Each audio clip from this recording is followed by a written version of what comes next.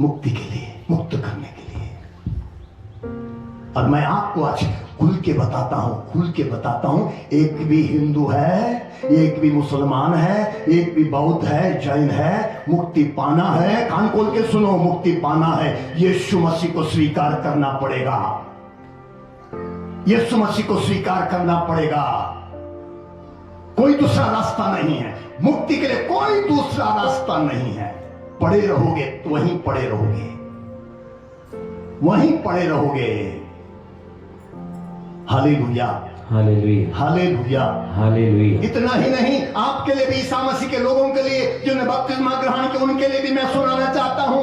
अब यदि आप प्रभु यीशु मसीह से संयुक्त तो नहीं होगे, प्रभु यीशु मसीह को पूरी तरह नहीं जानोगे, उसको चंगाई दाता के रूप में ही लोटे रहोगे। चंगा करने वाला है, हमको पैसा देने वाला है, नौकरी देने वाला है, बचाए प्रभु नौकरी दे दे, पैसा दे दे, इसी तरह करते रहोगे, आप भी मरने के बाद मुक्ति नहीं पाओगे, वहीं के वहीं रह जाओगे।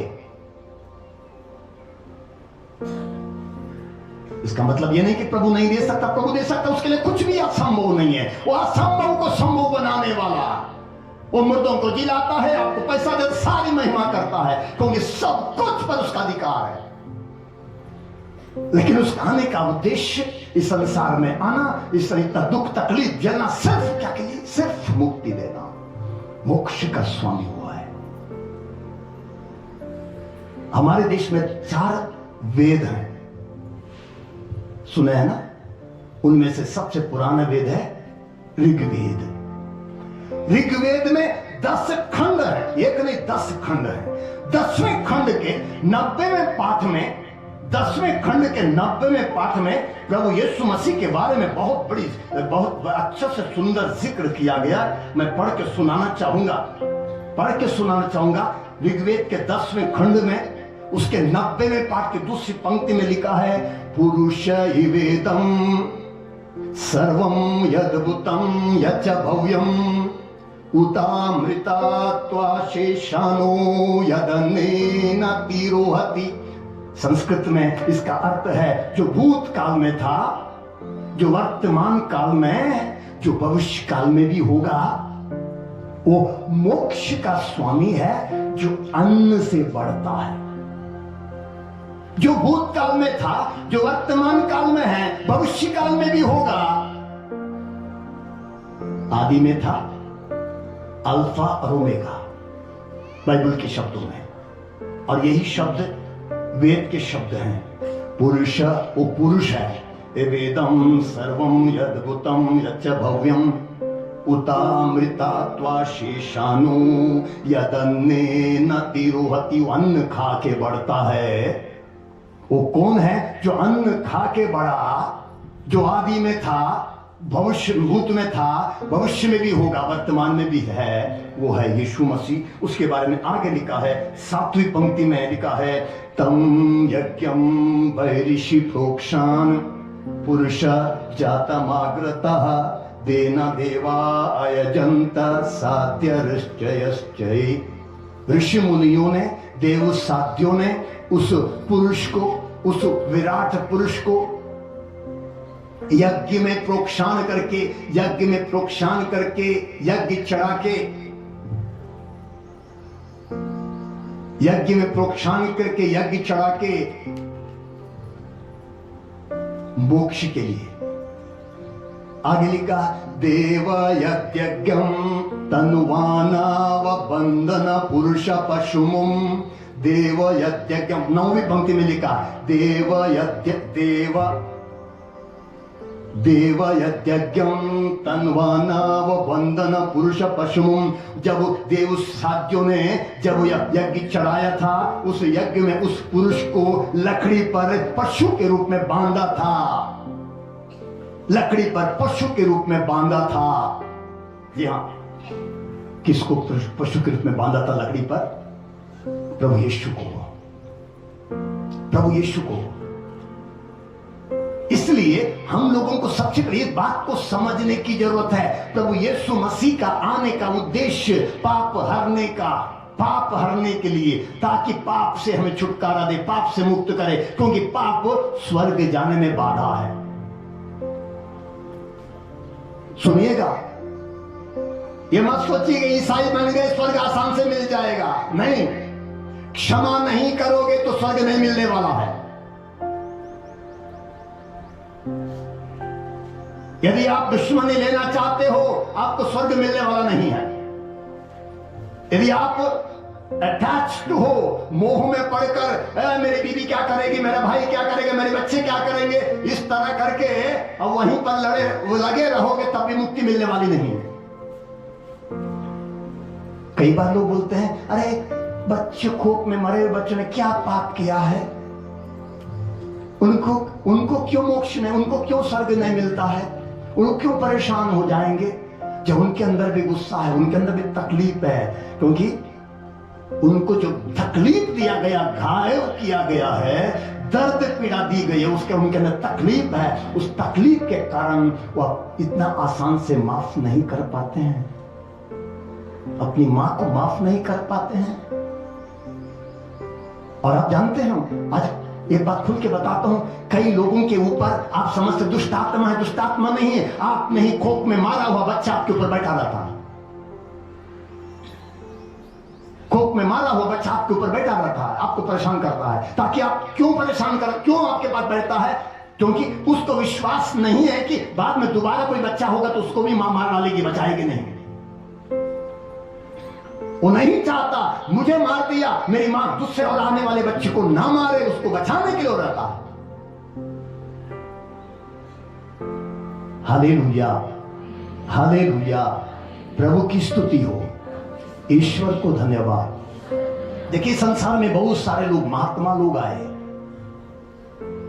महात्मा बुद्ध को जानते हैं? जानते हैं? हां कि नहीं?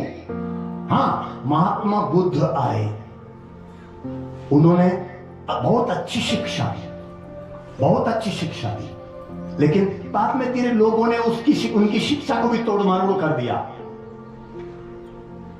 ये हमारी धरती, भारत की धरती महात्मा बुद्ध को जन्म दी। महात्मा बुद्ध, आज मैं, वो मेरे सामने खड़े होंगे तो मैं उनका पैर धो के उनका पानी पी लूंगा मैं। जी हाँ, महात्मा बुद्ध आज मुझे सामने खड़े हो जाएंगे ना, मैं उनके पैरों को धोकर उनका पानी पी लूंगा, उस पैर पानी को, क्योंकि उन्होंने हमको रास्ता दिखाया, अहिंसा का रास्ता दिखाया, दुख के मूल कारण को बताया, और किस प्रकार हमको ज्ञान में आना चाहिए, हमको किस प्रकार एक वैराग्य जीवन बिताना चाहिए, उन्होंने रास्ता दिखाया, बताया, शिक्षा दिया। जी हाँ,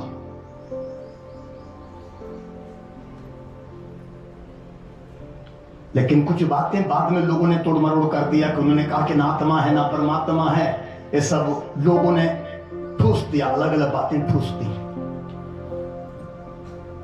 हालेलुया, इस तरह बहुत सारे लोग आए।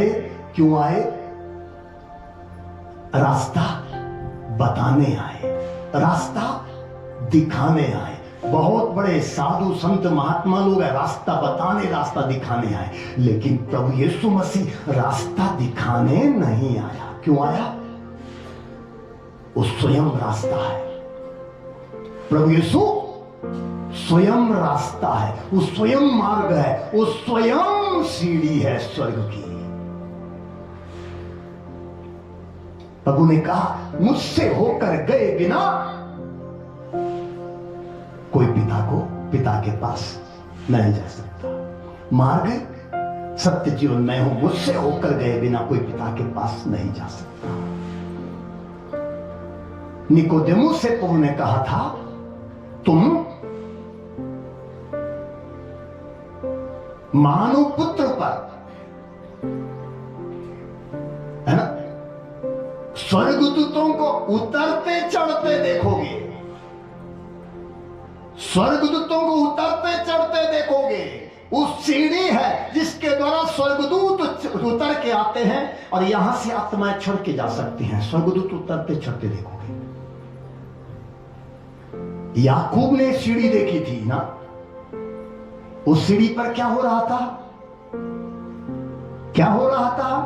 स्वर्गदूत उतर चढ़ रहे थे। जिस दिन प्रभु यीशु मसीह का जन्म हुआ था, स्वर्गदूत दिखाई दिए। संत लूकस का सुसमाचार अध्याय 2 वचन 10 और 11 पढ़िए। संत लूकस का सुसमाचार अध्याय 2। स्वर्गदूत ने उससे कहा, एक स्वर्गदूत दिखाई दिया, भेड़ बकरी चराने वालों को दिखाई दिया। उस स्वर्गदूत ने कहा, डरिए नहीं, डरिए नहीं, देखिए मैं आपको सभी लोगों के लिए, सुनिएगा एक शब्द, मैं आपको सभी लोगों के लिए, मैं आपको सभी लोगों के लिए। फिर एक बार पढ़िए उस बात को। देखिए मैं आपको मतलब किसको? भेड़ बकरी चलाने वाले गड़ेरियों को। मैं आपको सभी लोगों के लिए बड़े आनंद का सुसमाचार सुनाता हूँ। बड़े आनंद का सुनाता हूँ। कैसा सुसमाचार है वो? सभी लोगों के लिए, हिंदू मुस्लिम बौद्ध जैन सिख ईसाई सभी के लिए बड़े आनंद का सुसमाचार सुनाता हूँ। वो क्या है? आज दाऊद के नगर में आपके मुक्तिदाता प्रभु मसीह का जन्म हुआ है। बड़े आनंद का सुसमाचार क्या है? बड़े आनंद का सुसमाचार सुनाता हूँ। क्या है वो? आज दाऊद के नगर में आपके मुक्तिदाता प्रभु मसीह का जन्म हुआ है। Hallelujah, hallelujah. सुनिएगा, मैं ये सुनाता हूं ना, मैंने अनुभव किया है, जो मैंने देखा है, मैं चुप नहीं रह सकता। जब मैं बोलता हूं, कुछ लोग मेरे अपने लोग बोलते ही कि उस हेट स्पीच,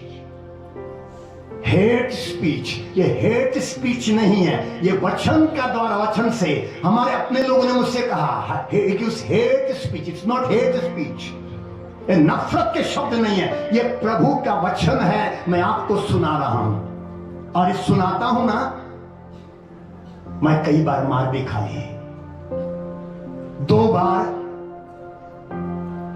बंद भी हो गए थे। जी हां, अभी 5-6 महीना पहले भी मैं बंद था, 24-25 घंटा बंद था। 2018 में भी बंद था। मार खाने के बाद मेरे ऊपर इल्जाम लगे, उसके बाद भी बंद हो गए। मैं डरता नहीं हूं, इस बात को बोलकर डरता नहीं हूं, क्योंकि मैं नफरत का बीज नहीं बोला। मैं बताना चाहता हूं कि आपको मुक्ति पाना है, आपको मोक्ष पाना है, आपको प्रभु यीशु के पास आना पड़ेगा। यदि जिंदा में नहीं आओगे, जीवित रहते हुए नहीं आओगे, मैं आपको चैलेंज करता हूं, सारी दुनिया को, आपको मरने के बाद यीशु मसीह के पास आना पड़ेगा। जिंदा में नहीं आओगे तो मरने के बाद आपको आना पड़ेगा। और मैं आपको अनुभव से कहता हूं, मुझे प्रभु ने अनुभव दिया है, मैंने सब देखा है, इसलिए आपको बताता हूं। मैं रात को सोता हूं, मुझे आत्माओं का रोना सुनाई देता है। मैं सोता हूं, मुझे छोटे बच्चों, कोख में मारे हुए बच्चों के रुलाई सुनाई देती है। उनकी तड़प में देखता हूं, उनका तकलीफ में देखता हूं। मैं आत्माओं को देखता हूं, वो कितना तकलीफ में रहते, कितना दर्द में रहते हैं। ईसाई लोग भी हैं। एक बार चांस मिस हो गया। जब मरते हैं ना, उस समय प्रभु के दूत आके आत्मा को सुरक्षित रखते हैं और ले जाते हैं। यदि आपकी प्रार्थना वगैरह होगी, वो सुरक्षित रखते हैं, तब तक वो संभाल के रखते हैं, और प्रार्थना के बाद वो ले जाना चाहते हैं, स्वर्ग ले जाना चाहते हैं। संत यूहन्ना के सुसमाचार अध्याय शायद 10 में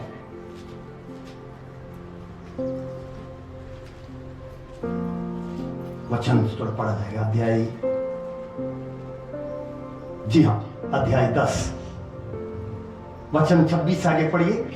तुम विश्वास नहीं करते, क्योंकि तुम मेरी भेड़ें नहीं हो। मेरी भेड़ें मेरी आवाज पहचानती हैं। मैं उन्हें जानता हूं, और वे मेरा अनुसरण करती हैं। क्या बोलते? मेरी भेड़ें क्या करती? मेरी आवाज पहचानते हैं, मेरा अनुसरण करती हैं। जी हाँ, प्रभु की शिक्षा सुनती हैं, माफ करो, क्षमा करती हैं। जी हाँ, आगे पढ़िए। मैं उन्हें अनंत जीवन प्रदान करता मैं हूँ। उन्हें अनंत जीवन प्रदान करता हूँ। उनका कभी सर्वनाश नहीं उनका होगा कभी सर्वनाश नहीं होगा और उन्हें मुझसे कोई नहीं छीन सकेगा। मुझसे कोई छीन नहीं सकेगा। मैं क्या करता हूं? मैं उन्हें अनंत जीवन प्रदान करता हूं। उनका कभी सर्वनाश नहीं होगा, उन्हें मुझसे कोई छीन नहीं सकेगा। प्रभु के दूत तैयार रहते हैं हमको ले जाने के लिए, लेकिन यदि हम मोह में पड़कर या क्षमा नहीं करना चाहते हैं तो स्वर्गदूत छोड़ के चले जाते हैं। हमको यहाँ पर स्वर्गदूत ले जाने के लिए आए हैं। हमको चिंता है, परिवार की चिंता है, बच्चों की चिंता है, पैसा बैंक में रखा है उसकी चिंता है। जी हाँ, हमको कई चिंता है। किसने मेरे साथ ऐसा किया, मुझे कौन मरवाया, मुझे उसकी चिंता है। और हम मुंह में पड़े हुए हैं या नफरत में मारना चाहते, किसी को तंग करना चाहते हैं, दुश्मनी लेना चाहते हैं, तो स्वर्गदूत छोड़ के चले जाएंगे, हम यहीं फंस जाएंगे। यहीं बच गए तो क्या होगा? क्या होगा?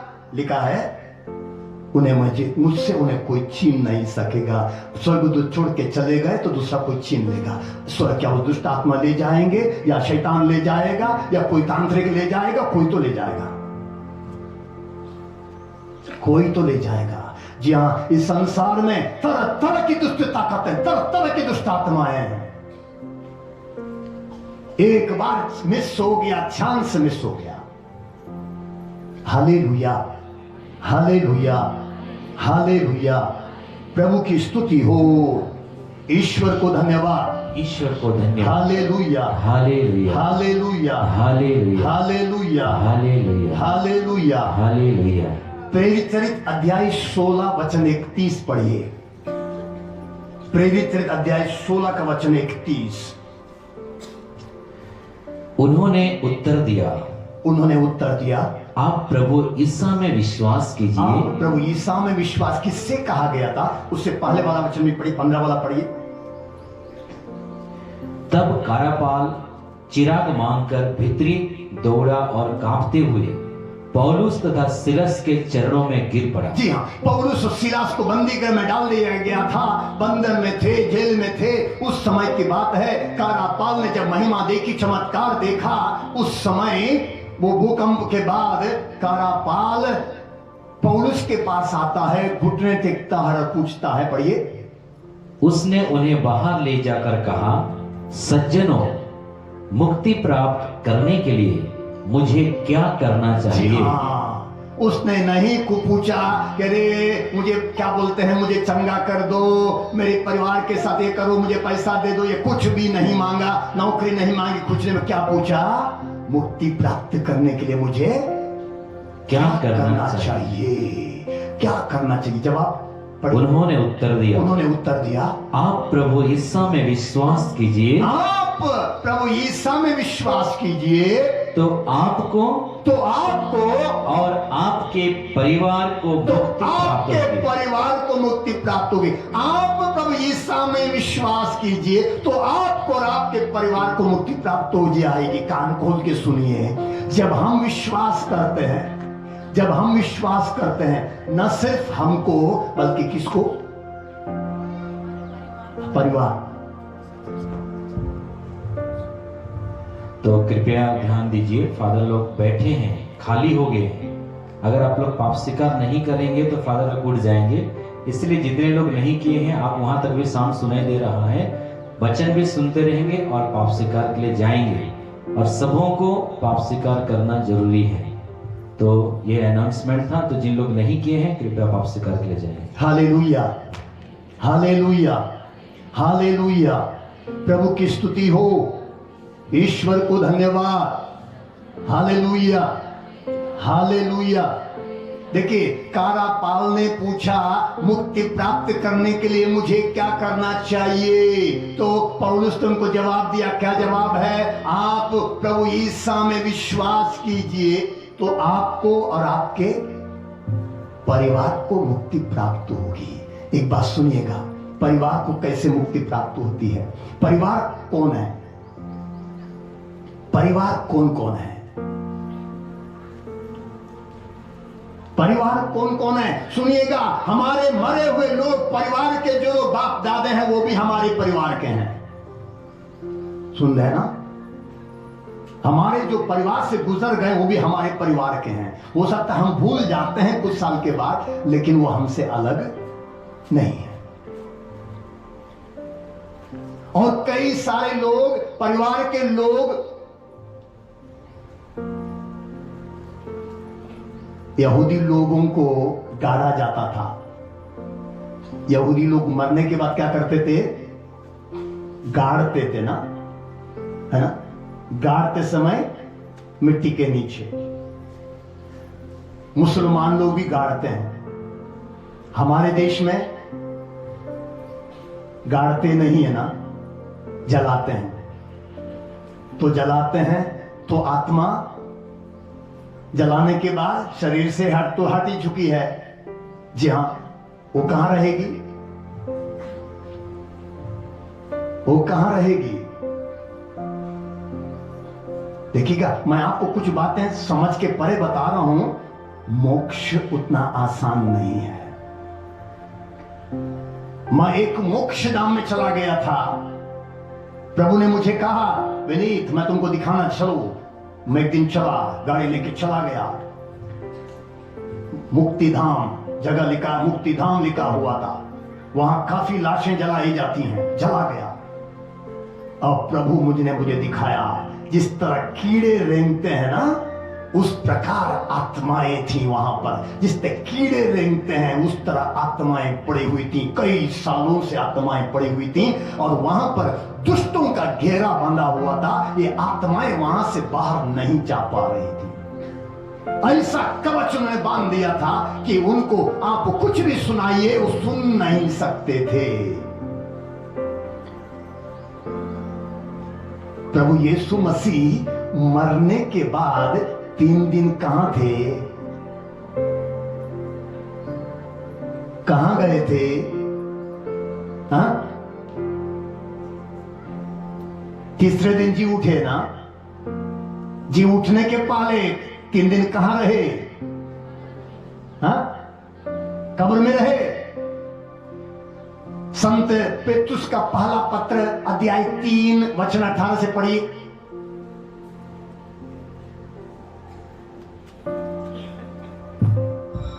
कब्र में उनका शरीर रहा। जी पढ़िए। मसीह भी एक बार पापों के प्रायश्चित के लिए मर गए।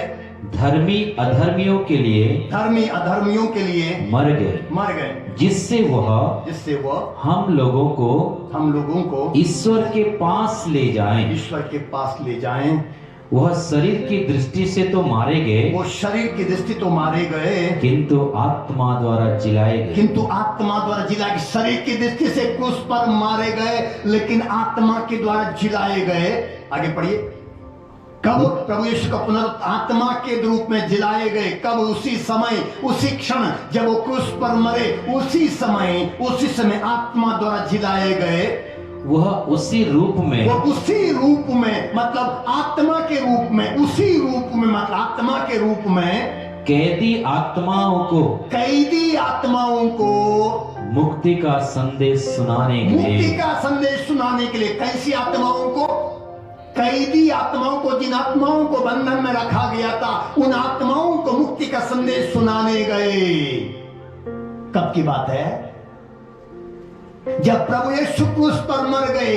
पुण्य शुक्रवार के दिन जैसे ही मरे, वचन में लिखा है कि शरीर की दृष्टि से तो वो मारे गए, किंतु आत्मा द्वारा जिलाए गए उसी समय।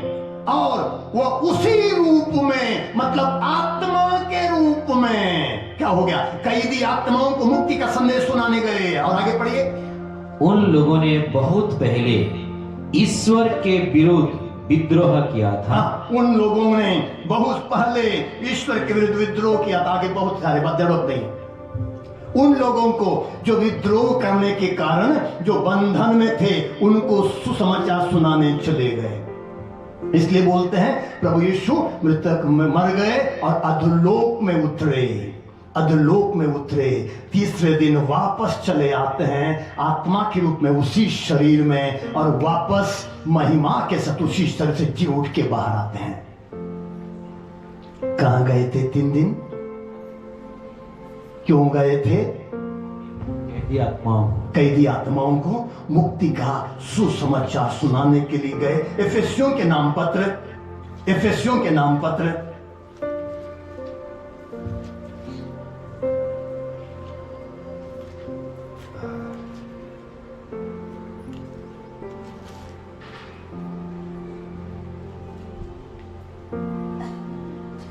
वचन 7 से पढ़िए।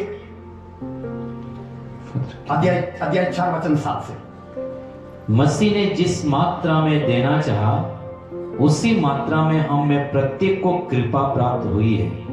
इसलिए धर्मग्रंथ कहता है, वह ऊंचाई पर चढ़ा, और बंदियों को ले गया, बंदी आत्माओं को ले गया। कहां ले गया? उसने मनुष्य को दान दिए। वह चढ़ा, इसका अर्थ यह है कि इसका अर्थ यह है कि वह पहले पृथ्वी के निचले प्रदेशों में उतरा। पहले पृथ्वी के निचले प्रदेश में उतरा, अधोलोक में उतरा। पहले पृथ्वी के निचले प्रदेश में उतरा। इसलिए मैंने कहा यहूदियों को गाड़ा जाता था, इसलिए गाड़ा जाता था। ये तो बहुत बड़ी रहस्य समझाने का समय चाहिए कि जब गाड़ा जाता है आत्माएं वहीं जाती हैं, वहीं पर बैठ जाती हैं। आगे पढ़िए। जो उतरा वह वही है जो आकाश से भी ऊपर चढ़ा। वो जो उतरा इस अधोलोक में वही है जो आकाश से भी ऊंचाई तक चढ़ गया। वही प्रभु यीशु है। Hallelujah, hallelujah, hallelujah, hallelujah, hallelujah, hallelujah, hallelujah, hallelujah. तो प्रभु यीशु ने जो काम दिया ना, मुक्ति का सुसमाचार सुनाने का काम प्रभु यीशु ने हमको भी दिया है। प्रभु यीशु ने कहा संसार के कोने कोने में जाकर सुसमाचार। किसको? यीशु। किसको? यीशु। प्रभु यीशु ने शिष्यों से कहा संसार के कोने कोने में जाकर सारे संसार को, सारे सृष्टि को सुसमाचार सुनाओ। प्रभु ने यह नहीं कहा सारे मनुष्यों को सुसमाचार सुनाओ, प्रभु ने कहा सारी सृष्टि को सुसमाचार सुनाओ। सारी सृष्टि को। क्यों? ये सोचने की बात है। हम लोग सोचना बंद किए हैं। हमने सोचना बंद किया है। जी हां, सारी सृष्टि को, मतलब सारे इंसानों को मात्र नहीं, आत्माओं को भी सुसमाचार सुनाना है। यदि प्रभु यीशु ने अधोलोक में पड़ी आत्माओं को सुसमाचार सुनाया है, यह हमारी जिम्मेदारी है। हमें उन आत्माओं को सुसमाचार सुनाना है। तभी क्या होगा? फिलिपियों के पत्र में लिखा है, तब आकाश, पृथ्वी और अधोलोक के सारे निवासी घुटने टेकेंगे। फिलिपियों के पत्र अध्याय 2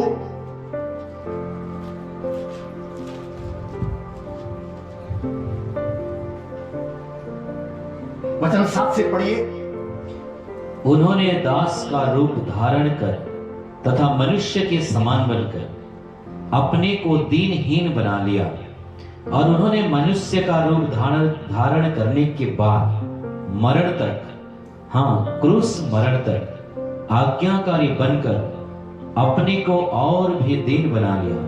इसलिए ईश्वर ने उन्हें महान बनाया और उनको वह नाम प्रदान किया जो सब नामों में श्रेष्ठ है, जिससे ईसा का नाम सुनकर आकाश, पृथ्वी तथा अधोलोक के सब निवासी घुटने टेके। सुनिएगा, कान खोल के सुनिएगा क्या लिखा है। प्रभु यीशु मसीह ने क्या किया? उन्होंने मनुष्य का रूप धारण करने के बाद मरण तक, हाँ क्रूस मरण तक आज्ञाकारी बनकर क्या क्या किया है, ताकि, और उस ईश्वर ने क्या किया? महान बनाया और उन्हें वो नाम प्रदान किया जो सब नामों में श्रेष्ठ है। प्रभु यीशु मसीह के नाम से बढ़कर कोई नाम नहीं है। यीशु नाम का अर्थ है बचाने वाला। यीशु नाम का अर्थ है बचाने वाला। यीशु एकमात्र बचाने वाला। आत्माओं के लिए भी कौन बचा सकता है? सिर्फ यीशु। और इसलिए उन्हें महान बना दे, उनको वो नाम प्रदान किया जो सब नामों में श्रेष्ठ है, जिससे ईसा का नाम सुनकर आकाश, पृथ्वी और अधोलोक के निवासी क्या करे? घुटने टेके। या अधोलोक के निवासी घुटने टेकना है, उन अधोलोक के निवासियों को कौन सुनाएगा यीशु का नाम? कौन बताएगा कि यीशु बचाएगा? कौन बताएगा यीशु मुक्तिदाता है? ये हमारी जिम्मेदारी है। इसलिए जब कारापाल से संत पौलुस ने कहा आप यीशु मसीह में विश्वास कीजिए, आपको और आपके परिवार को मुक्ति प्राप्त होगी, इसका तात्पर्य मतलब यह नहीं है कि आपके बीच में अच्छे मात्र नहीं है, आपके परिवार मतलब आपके माता पिता दादा दादी जो भी पूर्वज है जितने मर चुके हैं उनको मुक्ति कैसे मिलेगी? आप विश्वास कीजिए, आप प्रभु से जुड़ जाइए, आप प्रार्थना में लग जाइए, आप प्रभु का वचन सुनिए, आप प्रभु यीशु में हो जाइए, तब क्या होगा? आपके साथ साथ आपसे जितने भी गुजर गए वो सब सुनना शुरू करेंगे, वो सब प्रभु को जानना शुरू करेंगे, क्योंकि सब हमसे जुड़े हुए हैं, सब हमसे जुड़े हुए हैं। Hallelujah, hallelujah, hallelujah. प्रभु की स्तुति हो, ईश्वर को धन्यवाद। Hallelujah, hallelujah, hallelujah, hallelujah. कौन स्वर्ग दे सकता है? दे दी, जवाब दीजिए। शर्म आनी चाहिए ना, बताने के बाद आप नहीं बोल पा रहे, तुरंत जवाब नहीं दे पा रहे हैं ना। कई ईसाई लोग ईसा मसीह के नाम से कलंक है। हम दुनिया के सामने डरते हैं बोलने के लिए। हमको पता है, हमको विश्वास है कि यीशु मसीह के सिवा कोई बचा नहीं सकता, तब भी हमको डर लगता है ना। इसलिए प्रभु ने कहा उनसे मत डरो जो तुम्हारे शरीर को मार डालते हैं। किससे डरो? उससे डरो जो तुम्हारे शरीर को नहीं, तुम्हारे आत्मा को भी नरक में डाल सकता है। यीशु मसीह के सिवा कोई दूसरा बचाने वाला नहीं है। यीशु मसीह बचाने आए, यीशु मसीह मुक्ति देने आए, मोक्ष देने आए, यीशु मसीह सारे लोगों को स्वर्ग ले जाने आए।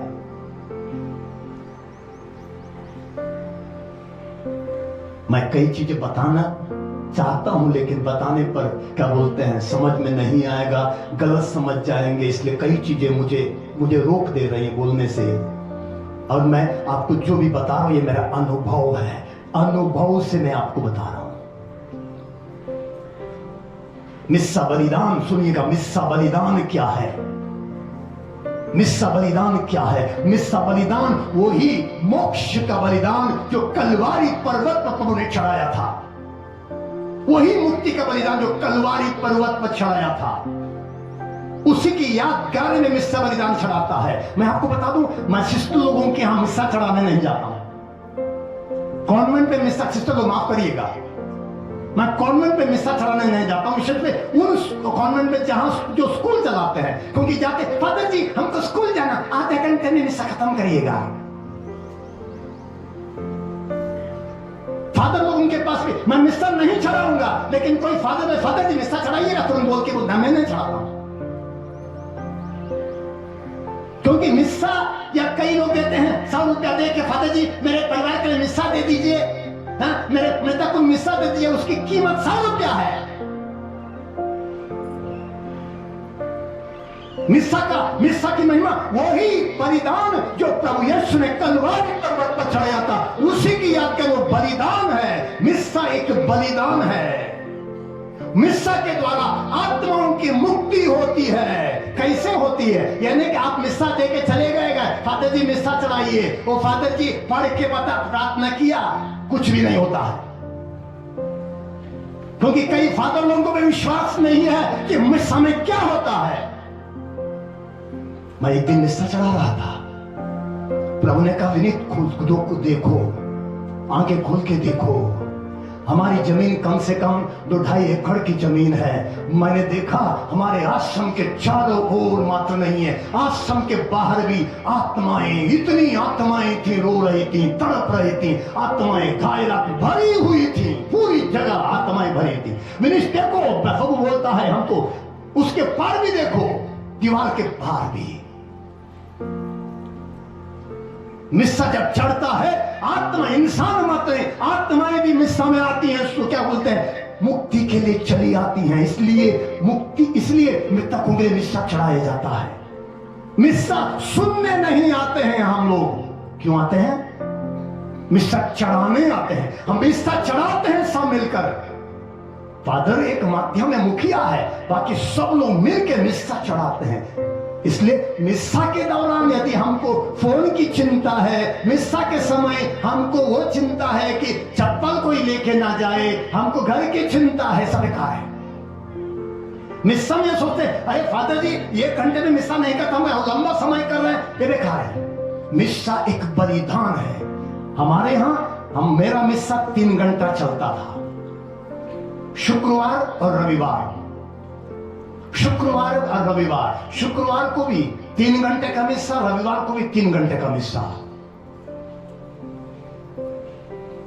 मिस्सा में दूसरे यूकरिस्टिक प्रार्थना में एक प्रार्थना कल मुझे ही मिला था, यहां पर मेरा सौभाग्य था, मुझे मिला। वहां पर प्रार्थना है सारे आत्माओं के जो पुनरुत्थान की आशा में जो मरे हैं, और उसके बाद लिखा है और सभी आत्माओं को अपने पुण्य दर्शन का सौभाग्य प्रदान कर, लिखा हुआ है। सभी आत्माओं को, सभी आत्माओं को पहले कहा उन आत्माओं को जो पुनरुत्थान में आशा करते हैं, उसके बाद लिखा है सभी आत्माओं को। सभी मतलब जो प्रभु को नहीं जानते हैं, जिन्हें सुसमाचार सुना नहीं है, सभी आत्माओं को अपने पुण्य दर्शन का सौभाग्य प्रदान कर। Hallelujah, hallelujah, hallelujah. प्रभु की स्तुति हो, ईश्वर को धन्यवाद। तो हम लोग 2 प्रवचन सुने हैं, पाप बर्बाद करता है, पाप नाश करता है, और प्रभु यीशु बचाने आता है।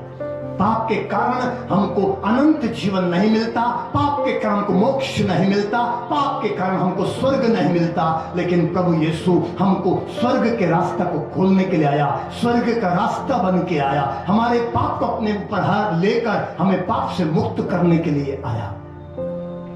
इसलिए प्रभु जब मरने के पहले अपने शिष्यों से बोल दिए थे, जहां मैं जा रहा हूं तुम वहां नहीं आ सकते, मैं जाऊंगा तुम्हारे लिए स्थान का प्रबंध करने के बाद आ जाऊंगा, तुमको भी ले जाऊंगा, ताकि जहां मैं हूं वहां तुम भी रहो। हर आत्मा के लिए स्वदेश कहां है? स्वदेश कहां है? स्वर्ग है। वो हिंदू है, मुसलमान है, बौद्ध है, जैन है, सिख है, वो किसी धर्म का क्यों ना हो, किसी वर्ग का क्यों ना हो, वो नास्तिक भी क्यों ना हो, लेकिन उसको अंत स्वर्ग है, उसका स्वदेश स्वर्ग है, क्योंकि आत्मा परमात्मा का है। और परमात्मा अपने आत्मा को अपने किसी नरक में डालना नहीं चाहता, स्वर्ग देना चाहता है। इसलिए उसने यीशु को इस संसार में भेजा। इसलिए प्रभु यीशु ने कहा, मैं धर्मियों को नहीं पापियों को बुलाने आया हूं। आंखें बंद करिए। मैं धर्मियों को नहीं पापियों को बुलाने आया हूं। आंखें बंद करिए। प्रभु यीशु हमें बचाने आए, हमें दंड देने नहीं आए, हमें नरक में डालने नहीं आए, हमें दोषी ठहराने नहीं आए, वो हमें बचाने आए।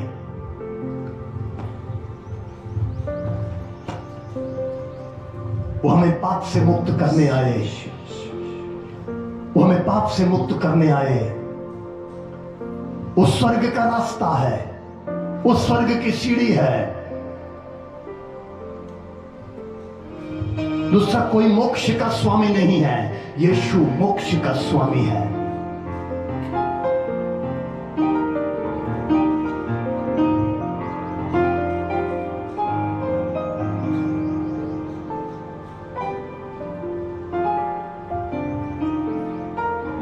मुक्ति दिलाए यीशु नाम,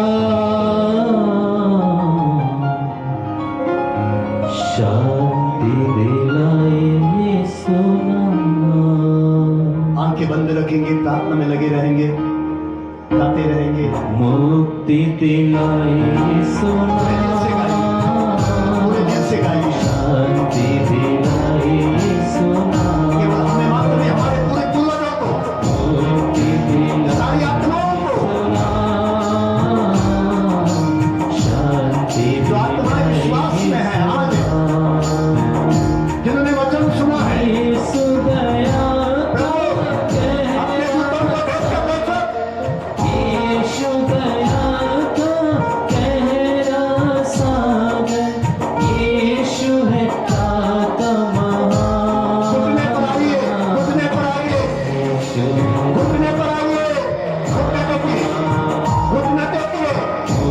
मुक्ति दिलाई शांति दिलाई सुना मुक्ति दिलाई सुना शांति दिलाई सुना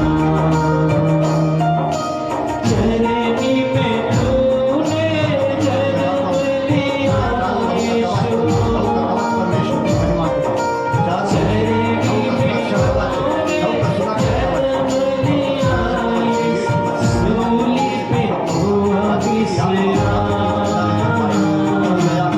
सूली पे किया विश्राम मुक्ति दिलाई सुना शांति दिलाई सुना मुक्ति दिलाई सुना शांति दिलाई सुना उस पे अपना खून बहाया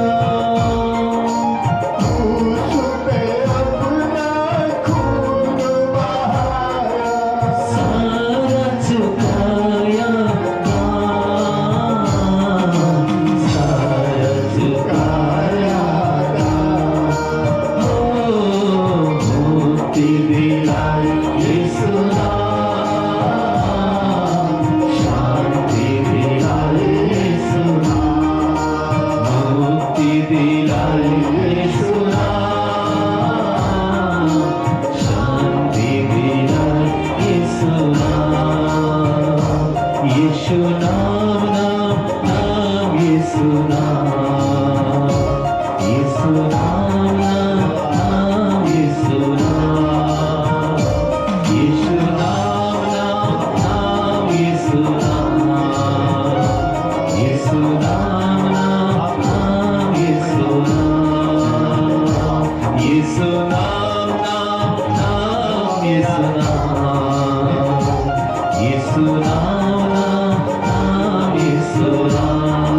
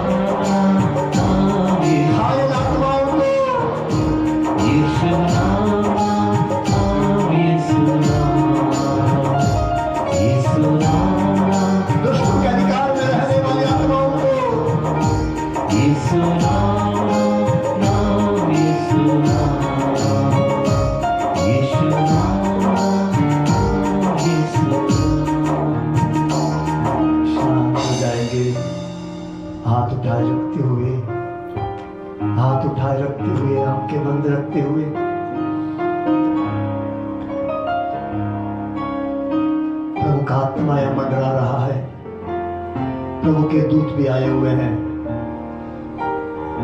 प्रभु की उपस्थिति को महसूस करिए।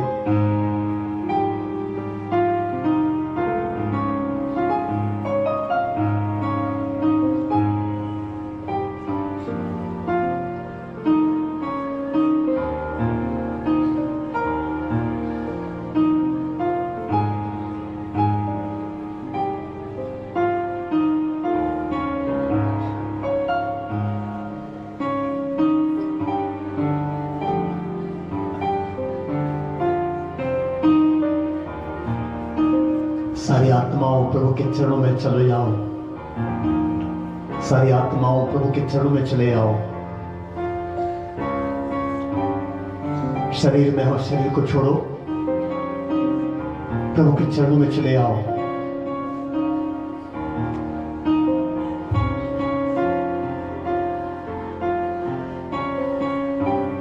प्रभु के चरणों में चले आओ।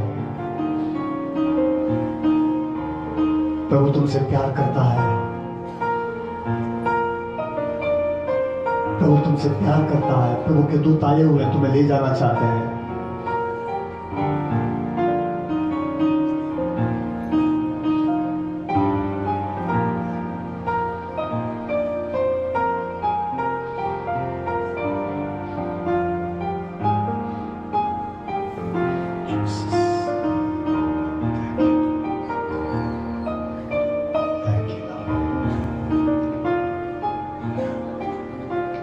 बैठ जाएंगे।